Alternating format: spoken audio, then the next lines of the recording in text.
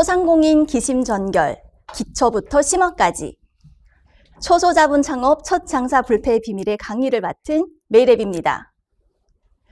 저희는 코로나 방역 수칙을 준수하면서 촬영을 하고 있습니다.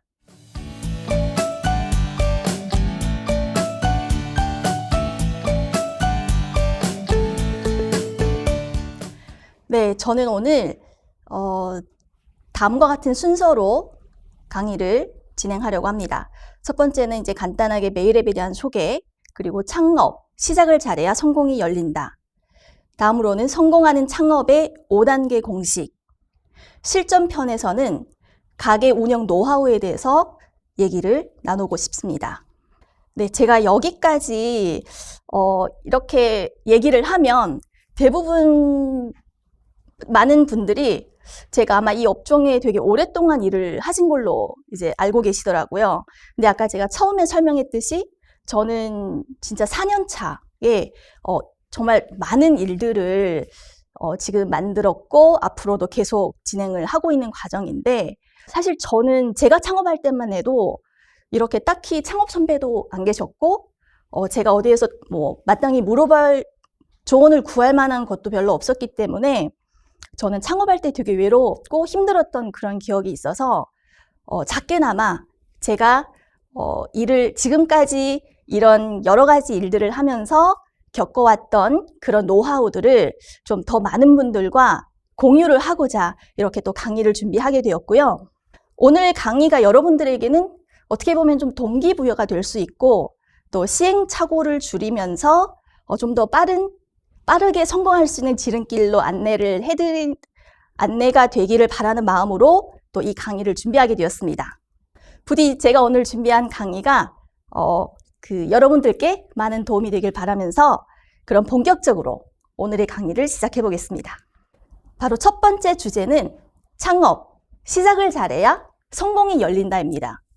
지금 이제 제가 1년에 한 200명 정도의 수강생분들, 그러니까 창업을 원하시는 수강생분들을 만나 뵙게 되는데요. 대부분 이제 제가 처음 만남에 항상 제일 먼저 왜 창업을 하려는지 여쭤보곤 합니다. 그래서 대부분 창업을 하려는 이유를 들어보면 제일 많은 이유 중 한 가지가 바로 1번 생계형이었습니다. 통계에 따르면 직장인의 53.5%가 최소 30년 이상 근무하기를 희망을 한다고 해요. 하지만 현실은 어떨까요? 대부분 20대에서 40대는 급여가 불만족스러워서 이제 이직을 하거나 다른 직장을 또 이제 찾아보고 그런 경우가 많고요. 한 50대쯤 되면 아마 이제 회사의 압박으로 인한 퇴사, 명퇴 이런 경우가 대부분일 거예요. 근데 저도 어떻게 보면 19년 동안 직장 생활을 하다가 회사의 이런 무언의 압박으로 인해서 제2의 인생을 이제 설계를 하면서 이렇게 창업이라는 길을 선택을 한 그 케이스가 되겠고요. 근데 두 번째는 저희 삶의 미래에 대한 불확실성이라고 합니다. 앞서 얘기했지만 이제 더 이상 평생 직장은 없어요. 그러니까 누구나 다 노후를 대비해야 되고 또 저희 수명이 점점 길어지다 보니까 이제 100세 시대라고 얘기를 많이 하시잖아요. 그럼 당연히 60세에 정년을 하더라도 나머지 인생을 살기 위해서는 제2막의 인생을 준비해야 된다는 겁니다. 실제로 저희 60세 퇴직한 다음 이제 부부의 생활비용, 최소 생활비용이 얼마나 드는지 조사를 해봤더니 176만 원이 소요가 된다고 합니다. 때문에 사실 창업은 이제는 선택이 아니라 이제 필수인데, 저는 그 투자금이 많이 들어가는 창업보다는 리스크가 상대적으로 적은 소자본 창업을 추천하고 있습니다. 자, 이제 세 번째로 창업하려고 이유는 바로 이끌던가 따르던가 비키던가 이 세 가지 중에 리더십 바탕으로 이끌기를 원하는 사람들의 선택이 아닌가 싶습니다. 그래서 창업은 어떻게 보면 또 내가 원하는 이끄는 삶으로 가기 위한 선택이기 때문에 그 리더십이 강하거나 아니면 나만의 만족, 그러니까 내가 하는 만큼, 사실 직장에서는 내가 일한 만큼 어떻게 성취감을 느끼기는 쉽진 않아요. 근데 자영업은 그게 다르거든요. 이제 본인이 원하는 대로 생각하는 대로 실행에 옮길 수 있고 또 그에 따른 만족스러운 효과도 나타낼 수 있기 때문에 그런 성향이 강하신 분들이 바로 창업을 선택하는 이유라고 설명할 수 있겠습니다. 그래서 오늘 강의를 들으시는 분들은 이끌던가 따르던가 비키던가 중에서 나는 어느 유행에 가까운지를 한번 고민해 보시면 의외로 이제 창업에 대한 고민이 해결될 수도 있습니다. 귀여운 이모티콘이 나왔는데요. 그럼 우리는 왜 창업을 하려고 하죠? 제가 이 물음을 이 PT에 넣은 이유는 사람의 잠재력을 키울 때 가장 중요한 것은 비판하는 정신이라고 합니다. 그러니까 창업을 하고 싶은데 그냥 이유가 없이 창업을 한다라는 거는 사실 좀 너무 이제 준비성이 부족할 것 같고요.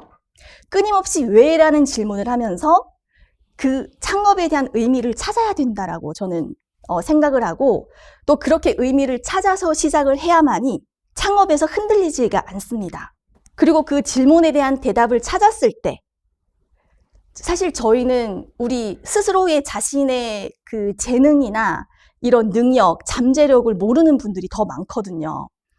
그러니까 케이터링, 저희 이제 컨설팅을 시작을 하게 되면 사실 제가 제일 먼저 하는 일은 그냥 계속 끊임없이 질문을 해서 그분이 그분이 이제 실질적으로 내심에서 원하는 그런 부분들이 뭔지를 찾아드리는 게 제일 급선무라고 생각을 해요. 그래서 이렇게 질문에 대한 답을 찾았을 때 본인이 얼마나 능력이 있고 잠재력이 있는지를 깨닫게 될 수도 있고요. 자, 이때 중요한 것은 질문은 단답형이 아니라 반드시 개방형 질문을 해주셔야 돼요. 그러니까 네, 아니요 등 단답형으로 끝날 때는 그 원인과 이유를 더 이상 생각하지 않기 때문에 되게 무의미한 질문이 될 수가 있습니다. 사실 질문을 하는 이유는 저희가 새로운 방향과 대안에 대해서 생각하기 위해서인데 단답형이 나오도록 이제 질문을 해버리면 더 이상 대화를 이어나갈 수가 없겠죠. 그리고 질문을 또 어떻게 하냐에 따라서 방향성도 달라지고 때로는 이제 저희가 생각지도 못했던 그런 그 해결책을 찾기도 합니다. 때문에 저는 질문이 굉장히 중요하고 항상 자신에게 스스로에게 질문을 던져서 내가 왜 창업을 하려고 하지? 창업을 하려고는 궁극적인 목표가 뭔지를 꾸준히 스스로 질문하고 스스로 답을 찾아가는 과정에서 본인을 좀 더 완벽하게 갖고 나가는 게 중요하다고 생각을 합니다. 근데 이렇게 스스로 질문을 하라고 하면 대부분의 이제 수강생 분들은 질문을 어떻게 해야 될지 모르겠다고 하셔서 제가 오늘 제일 기본적으로 적용할 수 있는 질문들을 이렇게 리스트로 뽑아왔어요. 그래서 나는 왜 창업을 하려고 하는지, 창업을 통해서 나는 어떤 삶을 살고 싶은지, 만약에 사업에서 실패한 적이 있다, 예, 아니요로 대답하는 게 아니라 첫 번째 사업에서 실패했을 때 나는 어떤 이유로 실패를 했는지를 곰곰하게 이제 어떤 이유로 실패를 했는지를 따져보는 그런 질문이었으면 좋겠고요. 또 지금의 삶에서 어떤 부분이 만족스러운지 아니면 그러니까 불만족스러운지 이런 부분들, 그리고 내가 어떤 일을 했을 때 가장 행복을 느끼는지, 그러니까 앞으로 내가 원하는 삶은 어떤 것인지를 질문을 하다 보면 이제 나도 몰랐던 또 새로운 나를 알게 되는 시간이 될 수도 있습니다. 여러분들도 이 질문에 따라서 스스로에게 직접 질문을 하고 대답을 찾아보시기 바랍니다. 그럼 계속해서 성공하는 창업 5단계 공식에 대해서 이야기를 나눠보겠습니다. 사실 저는 창업을 하려고 하시는 분들이 오시잖아요. 앞으로 소개하게 될 이 5단계 공식 중에 그 어느 하나라도 준비가 되지 않은 상태에서는 창업을 하지 말라라고 얘기를 합니다. 그만큼 창업에서 저는 이 5단계 공식은 정말 너무나도 큰 비중을 차지하고 엄청 중요하다고 생각을 하기 때문에 오늘의 강의에서도 제가 제일 집중적으로 다룰 부분이기도 합니다. 자, 그럼 5단계 공식에는 어떤 단계로 나뉘어져 있는지 함께 보겠습니다. 1단계는 아이템 선정. 내가 어떤 상품으로 판매를 해야 되는지 아이템이 반드시 먼저 있어야겠죠. 그래서 2단계는 고객층을 선정을 하고요. 3단계는 컨셉. 가게가 100개면 100개의 컨셉이 있어야 된다라고 저는 얘기를 하고 있거든요. 누구를 따라서 하면 절대 나만의 차별화가 없이 창업을 하게 되는 격이 되기 때문에 컨셉트도 굉장히 중요하고요. 그리고 4단계는 경쟁자 분석과 나만의 차별화를 찾기. 그래서 5단계에서는 작게나마 사업계획서를 작성을 해보고 손익분기 매출을 계산하고 시작을 하라라는 이런 내용이기 때문에 제가 이제 순서대로 한번 소개를 하겠습니다. 자, 먼저 1단계 아이템 선정에서 아이템 선정 과정은 몇 가지로 나뉠 수 있어요. 근데 제일 첫 번째로는 기본적으로 내가 좋아하는 것과 꾸준히 할 수 있는 것이어야 창업을 이제 오랫동안 즐겁게 할 수 있다라는 게 이제 기본적인 내용이고요. 그러니까 좋아하는 걸 꾸준히 할 수 있는 것을 아이템으로 선정하라고 찾아보라고 하면 또 그래요. 대부분 오시는 분들이 저는 딱히 뭐 좋아하는 것도 없고 제가 대체 뭘 좋아하는지 모르겠는데 이걸 대체 어떻게 해야 될까요? 이러시는 분들이 굉장히 많으세요. 의외로 많아요. 맞아요.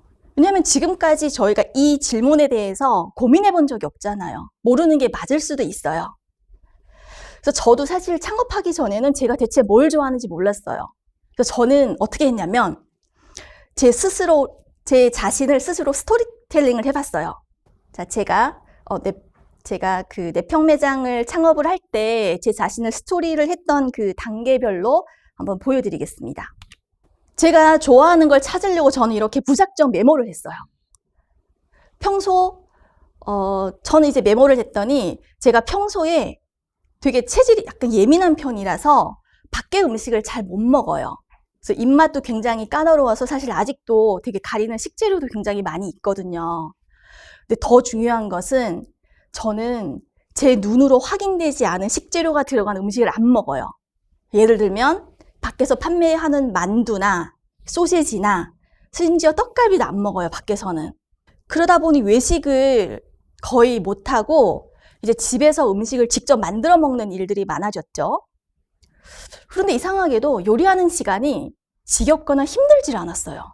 저는 오히려 제가 만든 음식을 저희 가족분들이 먹으면서 아니면 이제 지인분들이 같이 나눠서 먹을 때 음식 너무 맛있다 막 이렇게 칭찬을 해줄 때가 오히려 더 즐겁고 그 한마디 때문에 계속 음식을 해서 나누고 싶고 그랬던 거였어요. 그래서 생각을 해보니 저는 요식업이 딱이었던 거예요.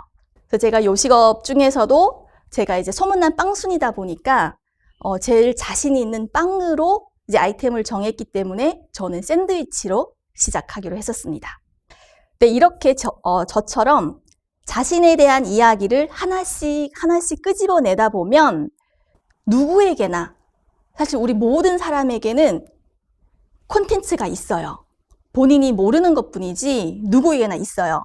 그래서 내가 무엇을 좋아하는지를 이제 제일 정확하게 알고 그 아이템을 선정하는 게 중요하고요. 특히 요식업이라고 해도 사실 요식업도 분야가 굉장히 다양하게 있잖아요. 그래서 어떤 음식에 추억이 있는지도 한번 들여다보면 의외로 그러니까 나랑 잘 어울리는 아이템을 이제 찾는 게 그렇게 어려운 일이 아닐 수도 있습니다. 그리고 꼭 음식이 아니어도 되죠.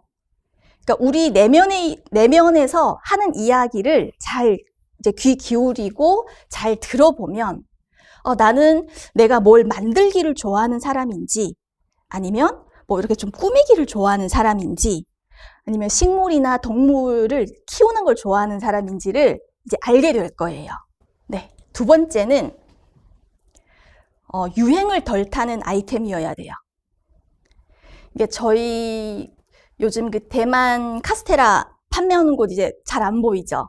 한동안 엄청 인기가 많았었고 진짜 줄 서서 먹고 했었는데 예를 들면 이렇게 유행을 잠깐 타는 아이템들은 사실 오래 롱런하기 힘들어요. 그래서 저는 유행을 덜 타는 아이템이어야 한다를 두 번째로 설명을 해드리는 거고 유행을 덜 타는 아이템이 대표적으로 삼돈 김칫국이에요. 삼겹살, 돈가스, 김밥, 치킨, 국밥. 사실 이런 아이템들은 유행이 없어요. 항상 우리 국민들이 제일 좋아하는 음식이고 언제나 장사가 잘 되는 아이템인데 사실 이런 유행을 타지 않는 아이템을 선정할 때는 또 주의해야 할 점이 있겠죠. 유행을 타지 않는다라는 거는 또 다른 얘기로는 경쟁이 심하다라고 얘기할 수가 있겠습니다. 그래서 이렇게 경쟁이 심한 아이템은 반드시 나만의 다른 사람들에 따라올 수 없는 나만의 독보적인 차별화가 있어야 또 이렇게 그 경쟁이 치열한 시장에서 살아남을 수가 있겠죠. 네, 다음으로는 단가가 높아서 마진율이 좋은 아이템이어야 한다입니다. 소자본 창업 특성상 대량 생산이 힘들어요. 사실 저희 내평 매장도 마찬가지지만 일단 공간적인 한계도 있고 인력적인 한계도 있기 때문에 많은 상품을 대량으로 만들어서 판매할 수 없는 시스템이에요. 때문에 적게 팔더라도 마진율이 높은 아이템을 판매를 해야 어느 정도 이게 유지가 될 수 있단 말이죠. 사실 저도 좀 더 저렴하게 더 많이 판매를 하고 싶어요. 하지만 제가 기계도 아닌데 사실 기계도 24시간 돌리다 보면 고장이 나잖아요. 사람은 더 심해요. 그러니까 나도 모르게 처음에는 어떻게든 주방에서 계속 열심히 일을 할 수는 있겠죠. 이제 하다 보면 어느 순간 내 몸이 녹아내려요. 그걸 느끼게 되고 사실 아프면 끝나는 거거든요. 이런 그 장사나 사업도 오랫동안 즐겁게 재밌게 하려면 사실 건강이 뒷받침이 돼야 되는데 사실 대량으로 그러니까 적게 남기면서 많이 생산해서 많이 팔기는 물리적으로 한계가 있습니다.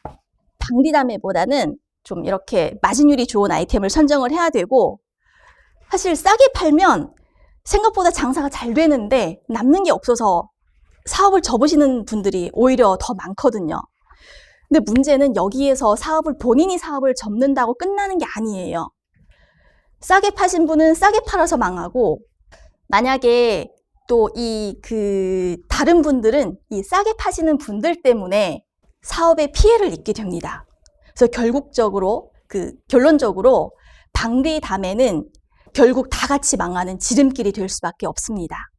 그래서 저는 소자본 창업에서 방리담회, 가격 파괴 경영 방식은 나 스스로 저는 하수입니다 라고 만천하에 알리는 것밖에 안 된다라고 얘기를 드리고 싶고 하지만 처음 오픈하시는 분들은 비싸게 팔면 장사가 안 될까 봐 되게 많이 걱정을 하시거든요.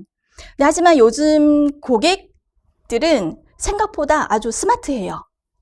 그래서 우리 상품에 대한 가치를 느낀다고 하면 비슷한 동일 제품보다 비싸더라도 선택해서 찾아가서 구입하는 경향이 더 강합니다. 예를 들면 많이 보셨죠? 한창 작년에 되게 유행이었었는데 용돈이 나오는 케이크예요. 일반 제과점에 있는 케이크보다 3배 이상 더 비싸요. 그래도 저는 1년에 한 번밖에 없는 부모님 생신을 위해서 그냥 제과점에서 구입할 수 있는 평범한 고구마 케이크나 생크림 케이크보다는 이렇게 좀 특이한 가격대가 높더라도 추억이 될 수 있는 상품을 선택해서 구입을 하고 있어요. 자, 요즘에는 또 케이크 이렇게 나와요. 명품백이 아닙니다. 케이크예요. 그러니까 100% 싱크로율을 거의 99% 이상으로 맞췄는데 케이크예요. 그러니까 받으시면 어른분들도 굉장히 기분 좋아하시고 그러니까 심지어 이 케이크 같은 경우는 한 10배까지도 더 비싸지만 사실 전문점으로 하고 있는 매장에서는 예약으로만 받을 수 있는 상황이라고 합니다. 사실 비싸다고 해서 장사가 안 되는 건 아니고요. 우리 상품에 그만한 가치가 있는지 그걸 좀 더 고민을 해보시는 게 좋을 것 같습니다. 그래서 제가 드리고 싶은 얘기는 고수들은 상품을 팔려고 하지 않고 가치를 팔려고 합니다. 그러니까 저희도 사업을 하시면서 고수가 되어가길 바라는 마음에서 저 이 얘기를 강의 때 꼭 해드리고 싶었습니다. 네, 계속해서 아이템 선정에서 또 필요한 부분은 자신만의 분명한 기준을 세워야 된답니다. 사실 아이템이 엄청 광범위하게 여러 가지 많이 있잖아요. 그러니까 그 많은 아이템 중에서 나랑 최대한 비슷한 아이템을 선정을 해야 되는데 기준을 세워보세요. 일단 예를 들어 나는 늦게까지 영업하는 아이템은 싫다. 또는 저 같은 경우는 이제 술 파는 장사는 못할 것 같았어요. 처음부터. 왜냐면 제가 술을 좋아하는 것도 아니고 이제 밤늦게까지 어차피 술은 밤에 팔아야 되니까 술 파는 장사는 안 한다고 했었어요. 저희 남편도 반대를 했었고, 그래서 주말에 쉬고 싶다 하시는 분들은 오피스 상권에 오픈을 하시면 돼요. 그리고 아이들을 돌봐야 돼서 일찍 오픈이 어렵다. 그러면 뭐 저녁 때 잠깐 오픈을 하거나 점심만 운영하는 아이템을 찾으시면 되고요. 요리 실력이 부족해서 메뉴가 많으면 안 된다 하시는 분들은 체인점이나 단일 메뉴로만 운영을 할 수 있는 그런 아이템을 선정해 주시면 되겠고요. 이렇게 해서 제가 그 아이템 선정하는 기준에 대해서 설명을 드렸고요. 이제 계속해서 저희 고객층을 그러면 어떻게 선정을 할 건지, 고객층 선정 기준에 대해서 설명을 드리겠습니다. 보통은 이제 타겟층이 어떻게 되세요? 라고 질문을 하면 대부분은 이렇게 대답을 해요. 저희는 20대에서 40대 여성 손님을 주 타겟층으로 생각을 하고 있습니다. 이게 제일 많은 대답이고요. 물론 20대에서 40대 여자분들이 소비가 제일 원활하기도 합니다. 하지만 사실 20대에서 40대는 성향과 경제적 수준이 전혀 다르거든요. 그러니까 저를 예를 든다면 저는 20대에는 지금은 이렇게 좀 푸근하지만 20대에는 사사까지 입었던 적이 있어요. 라떼 시절에. 그럼 그때는 저는 옷에만 관심이 많았어요. 근데 30대에서 결혼을 하고 그때는 그 인테리어나 가구나 이런 부분에 관심이 많았고 30대 후반부터 지금은 저는 이제 그릇하고 요리에만 관심이 있어요. 그만큼 사람도 성장하면서 바뀌는데 저희 20대에서 40대 고객층들도 같이 있을 때는 그 성향이 너무나도 많이 차이가 나기 때문에 컨셉 자체가 흐트러지고 모호해질 수가 있어요. 그래서 제가 수업 때 항상 하는 얘기가 창업에 있어서 사실 이제 욕심을 좀 많이 버려야 될 때가 있어요. 그 중에 한 가지가 바로 타깃층 선정인 것 같은데 우리 대한민국 5천만 명의 인구를 모두 우리의 고객으로 만들려고 해서도 안 되고 만들 수가 없다라고도 얘기를 하고 있습니다. 그러면 또 질문을 해주시더라고요. 세분화해서 고객을 선정을 하면 매출이 줄어들지 않을까요? 남녀노소 누구에게나 팔아야 수입이 늘지 않을까요? 그리고 고객 선정을 광범위하게 하면 제가 오히려 정체성이 모호해진다고 얘기하죠. 예를 한번 들어보겠습니다. 다트판을 한번 살펴볼게요. 다트판에는 그 20개의 칸으로 나뉘어져 있죠. 근데 위치도 순서대로가 아니기 때문에 높은 점수를 내려면 사실 이제 어떻게 보면 더 운이 중요한 것 같아요. 그러니까 뭐 바로 높은 점수 옆 칸에 또 낮은 점수일 수도 있고 하지만 우리 다트판을 지금 5칸으로 만약에 쪼갠다라고 생각을 해보면 저희가 원하는 칸에 맞출 확률이 더 크지 않을까요? 저는 고객 세분화가 바로 이런 의미라고 합니다. 이런 의미라고 생각을 합니다. 저희가 원하는 타겟층이 찾아올 수 있게끔 훨씬 더 쉽게 기획을 할 수 있다는 거예요. 그래서 사실 뭐 당연히 오픈을 하면서 많은 고객을 받기로 결심을 하고 또 장사를 시작한다라고 해도 손님이 많이 오는 걸 원하겠죠. 근데 손님이 많이 와도 또 이 손님들이 언제 어떻게 올지 아무도 알 수가 없어요. 그래서 차라리 광범위하게 하는 이제 또 만약에 그 타겟층이 만약에 저희 뭐 남녀노소 다 되고 연령대도 뭐 아기부터 어른까지 다 있다라고 하면 저희 준비해야 될 메뉴도 굉장히 다양해지게 될 거예요. 아기들 먹는 메뉴가 따로 있어야 될 거고 어르신들이 선호하는 메뉴가 따로 있어야 될 거고 그러다 보면 준비도 되게 어려워지고 인테리어나 뭐 우리 브랜딩이나 마케팅과 같은 이런 세부적인 부분에서도 굉장히 더 어려움을 겪게 될 수 있어요. 그래서 타깃층은 가급적이면 세분화해서 저는 5살 단위로 쪼개서 저의 매장만에 딱 맞는 타깃층을 선정하는 게 중요하다고 생각을 합니다. 네, 다음 단계는 컨셉트 정하기예요. 앞서 제가 가게 100개가 있으면 저희 컨셉도 100개가 있어야 된다라고 잠깐 설명을 드린 적이 있는데요. 사실 컨셉이라고 하면 여러 가지가 다 포함이 될 수 있어요. 인테리어도 어떻게 보면 컨셉이고 그리고 이제 우리 식사를 주문하면 나오는 메뉴, 뭐 담는 방식 또 이제 컨셉이 될 수가 있고요. 우리 직원들이 착용하는 유니폼도 컨셉이 될 수 있고 사장님의 어떤 그 아이콘도 컨셉이 될 수가 있고, 사실 컨셉은 다양하게 정할 수가 있는데 제일 중요한 것은 손님에게 재미와 추억을 남길 수 있으면 그 어떤 컨셉이든 상관없어요. 어떻게 하면 우리 손님들이 오셨을 때 저희를 잊지 않고 오랜 시간 지나도 다시 한 번쯤은 더 오고 싶고, 이런 가게, 이런 컨셉을 만들 수 있을지를 고민을 해보시면 좋을 것 같아요. 제가 예를 들면서 좀 더 체감적으로 와닿게끔 설명을 드려볼게요. 김포에 있는 뱀부 카페예요. 혹시 지금 대나무랑 판다 잘 보이나요? 그러니까 전체 인테리어 컨셉인데요. 마치 그 판다와 함께 커피를 마시는 듯한 기분이 들게끔 인테리어에서 확실한 컨셉을 잡고 오픈을 한 카페입니다. 그래서 인테리어 컨셉으로 제가 대표적인 사례로 많이 홍보를 알려드리고 있는 카페이고요. 제주에 있는 그림 카페예요. 아마 제주도에 다녀오신 분들은 한 번쯤은 다녀오셨을 거예요. 그러니까 여기에 들어가면 마침 동화 속에 있는 주인공이 된 듯한 그런 기분이 드는 카페거든요. 다 그림으로 이렇게 그려놓은 거예요. 그러니까 이것 자체가 인테리어 컨셉이 될 수 있기 때문에, 만약에 나는 인테리어 쪽으로 컨셉을 잡고 싶다. 그러면 이런 좀 특이한 부분들을 참고해서 확실한 컨셉을 잡는 게 중요한 것 같습니다. 다음으로는 메뉴에 관련된 컨셉트가 강한 업체예요. 제주도에 있는 춘시민회라는 그 음식점인데요. 갈치가 대표 메뉴예요. 저희 요즘에는 갈치가 예전보다는 많이 저렴해져서 사실 그 반찬으로 많이 드시는데, 집에서는 보통 토막 내서 이렇게 후라이팬에 구워서 먹기 편하게 이렇게 자주 먹잖아요. 근데 제주도 춘시민회는 그런 편견을 깨고 갈치를 통째로 구워서 테이블에 냈더니 이게 이슈화가 됐어요. 이게 컨셉이 되고, 갈치 한 마리가 한 1m 정도 되거든요.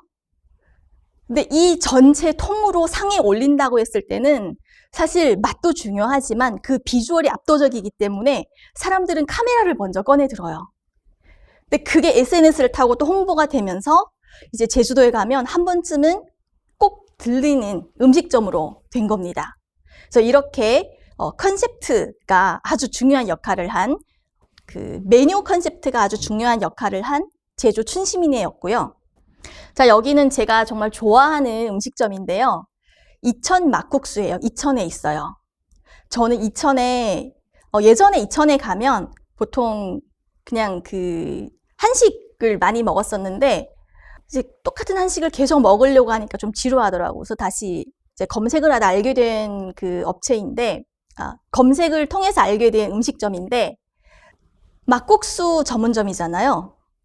그런데 제목을 보면 불고기 전골을 서비스로 주는 이천 막국수라고 합니다. 막국수를 주문을 하면 메인보다 더 비싼 음식이 서비스로 나와요. 불고기 전골이. 그래서 이 메뉴만 봐도 먹고 싶은 그 충동을 느끼게끔 해주고요. 실제 비주얼도 엄청 화려하게 나와서 보통 같이 가족분들이나 아니면 그 근처에 지날 일이 있을 때 여기는 항상 이렇게 자리가 없어서 대기 시간이 굉장히 길게 음식을 먹어야 되는 음식점이 되어버렸고, 또 여기에서는 파전을 셀프로 무제한 먹을 수 있게 했어요. 그러니까 이제 창업을 준비하시는 사장님들은 이런 메뉴에 관련된 컨셉트를 고민을 한번 해보시면 좋을 것 같아서 오늘 지금 예로 제가 들어드린 거고요. 자, 이번에 소개할 음식점은 그 서빙에 관련된 컨셉이에요. 일본의 오더 미스테이크라는 음식점인데요. 보통 저희 음식점에 가면 사실 처음 가는 음식점에는 메뉴 고르는 것 자체가 스트레스가 아니에요. 저는 한참 고민을 해서 메뉴를 선택을 했는데 옆 테이블에서 먹는 메뉴가 더 맛있어 보여요. 전 그런 적이 몇 번 있어가지고 사실 메뉴 고르기가 굉장히 힘들거든요. 근데 일본에 이 오더 미스테이크라는 음식점에 가면 그런 고민할 필요가 없대요. 모든 서빙은 이 치매 할머니들이 웨이터로 활동을 하기 때문에 사실 우리가 주문한 음식이 정확하게 나올 확률이 더 낮다고 합니다. 그럼에도 불구하고 젊은 이들 사이에서 이제 입소문을 타고 SNS에서 인기를 타면서 또 그런 상황 자체를 즐기려고 오시는 손님들로 인해서 항상 이렇게 붐비는 대표적인 음식점이 된 거죠. 그래서 저는 이렇게 서빙에 관련된 컨셉이 좀 재밌어서 오늘 좀 소개를 해드리려고 했었고, 이분은 우리 사장님의 인상착의가 굉장히 인상적인 컨셉이에요. 그러니까 대만의 지우펀이라는 그 관광지예요. 관광지에 있는 시장인데, 이 시장에서는 이 사장님을 그러니까 이 사장님이 제일 이제 인기가 많은 인싸인 거예요. 항상 똑같은 복장, 머리에 큰 꽃을 이렇게 달고 매일 똑같은 표정으로 밝게 웃으면서 사진을 찍어주는데, 그 덕분에 우리 이제 VZ 공대에도 방영이 됐었고, 관광 오시는 분들은 사실 소시지를 구매하는 것보다는 이 사장님과 사진을 한번 찍고 추억으로 남기고 싶어서 더 찾아가는 경향이 많습니다. 저도 같이 한번 사진을 찍었었는데, 오늘 강의를 준비하면서 제가 막 옛날 사진을 찾았는데 아쉽게도 못 찾았어요. 제가 함께 찍은 사진을 오늘 이렇게 소개를 했었으면 더 좋았을 텐데, 그래서 이렇게 컨셉을 100개의 가게가 있으면 컨셉이 100개여야 한다라고 얘기를 하는데, 이런 컨셉을 계속 만들어가고 생각하고 고민하는 게 굉장히 중요한 것 같고요. 이 이외에도 사실 굉장히 많아요. 제가 예를 들면 음식점인데 먹으러 들어가려고 하면 이제 입구에서 사장님이 기다렸다가 이제 무조건 가위바위보를 해야 돼.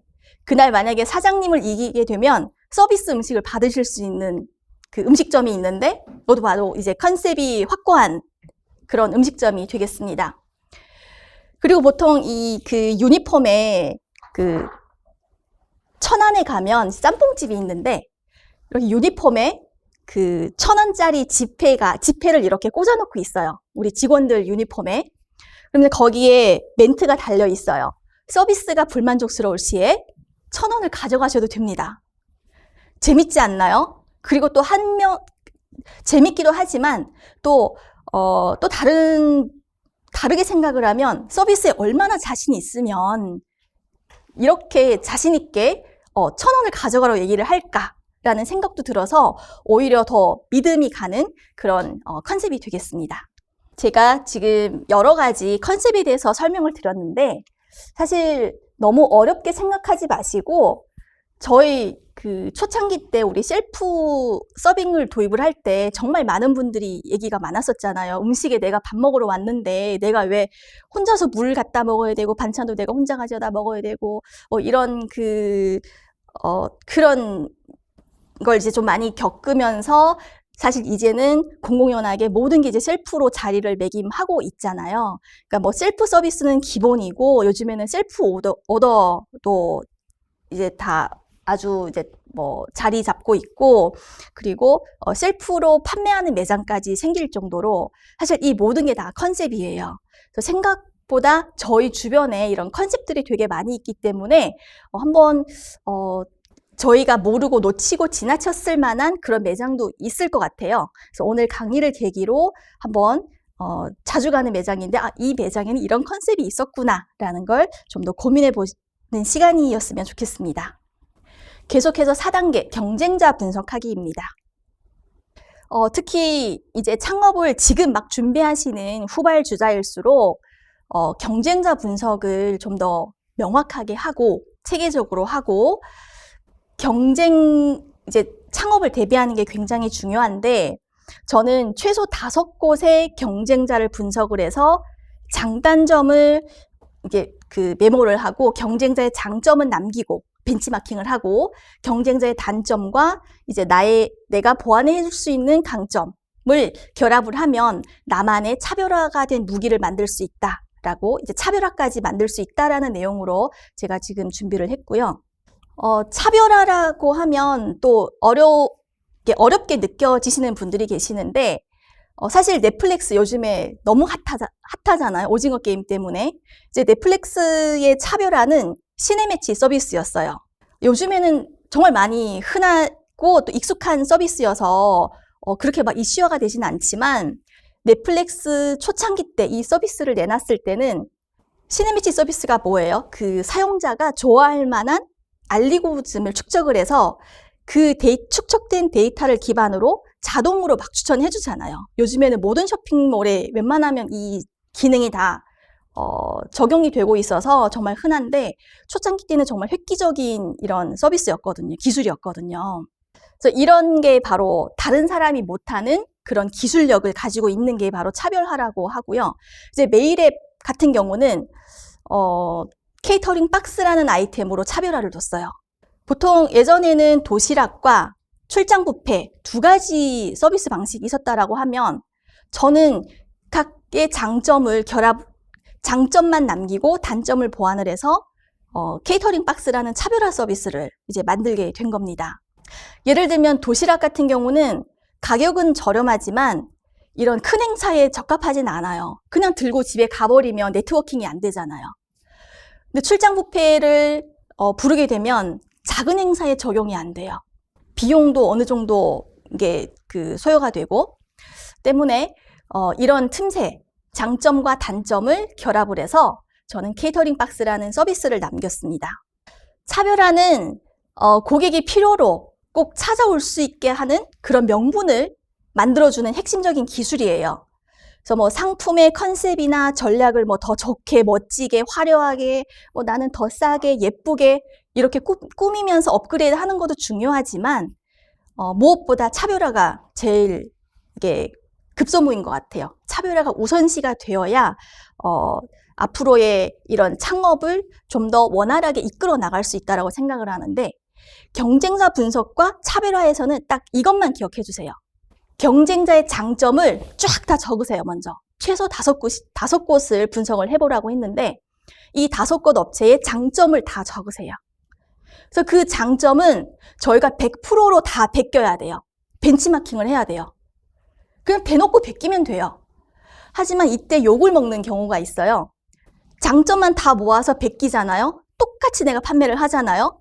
그러면 저희가 베낀 사람이잖아요. 당연히 욕을 먹어요. 그 장점에 한 가지라도 나만의 장점, 나만의 무기를 한 가지만으로도 결합해서 더 완벽하게 만들면 사람들은 박수를 쳐줄 거예요. 아, 너무 잘했다라고.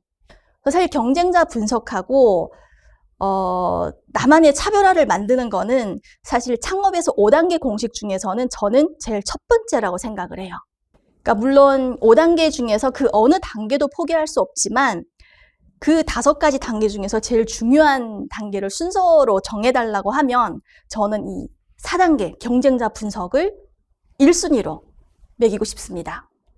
앞서 얘기했지만 저희는 후발주자잖아요. 사실 이젠 새로운 게 없어요. 후발주자이기 때문에 경쟁 타겟이 명확해요. 제가 누굴 타겟으로 해서 이 창업을 시작할 건지 목표가 명확하기 때문에 어찌 보면 경쟁자 분석, 차별화하기가 더 훨씬 쉬울 수 있어요. 누구나 안 하는, 처음 시도하는 맨땅에 헤딩하는 아이템보다는 훨씬 더 쉬울 수 있다는 얘기를 드리고 싶습니다. 여기까지 이제 차별화하는 방법까지만 얘기를 하고 저희가 잠깐 쉬고 2부 수업을 계속 이어나가도록 하겠습니다. 네, 차별화하는 방법으로는 저는 이 3가지를 안내를 해드리고 싶은데, 일단 무에서 유예요. 세상에 없는 걸 최초로 만든다. 보통 천재의 영역이죠. 뭐 발명을 하시거나 하시는 분들이 천재의 영역이라서 저와는 좀 거리가 되게 멀더라고요. 근데 저는 세상에 있는 걸 새롭게 만드는 것 같아요. 그래서 저는 스스로 제가 인재 영역이라고 칭하고 있는데요. 근데 또 새로운 걸 더 뛰어나게 만드시는 분들도 계세요. 이거는 이제 바로 수재의 영역이라고 합니다. 오늘 이 강의를 들으시고 나는 어느 영역에 해당이 되는지 요 시간을 고민해보는 시간을 가지시면 좋을 것 같고요. 사실 진정한 탐험은 새로운 풍경이 펼쳐진 곳을 찾는 게 아니라 새로운 눈으로 여행을 한다라고 합니다. 소설가 프루스트가 얘기했죠. 제가 한 얘기는 아니고. 네, 제 생각에는 우리가 평소에 너무 익숙해서 그냥 지나치는 그런 당연하다라는 그런 편견적인 생각에서 깨어나서 또 다른 시각으로 새롭게 바라본다고 하면 분명히 나만의 차별화를 찾을 수 있을 거라고 생각합니다. 네, 그럼 2부에서 뵙겠습니다.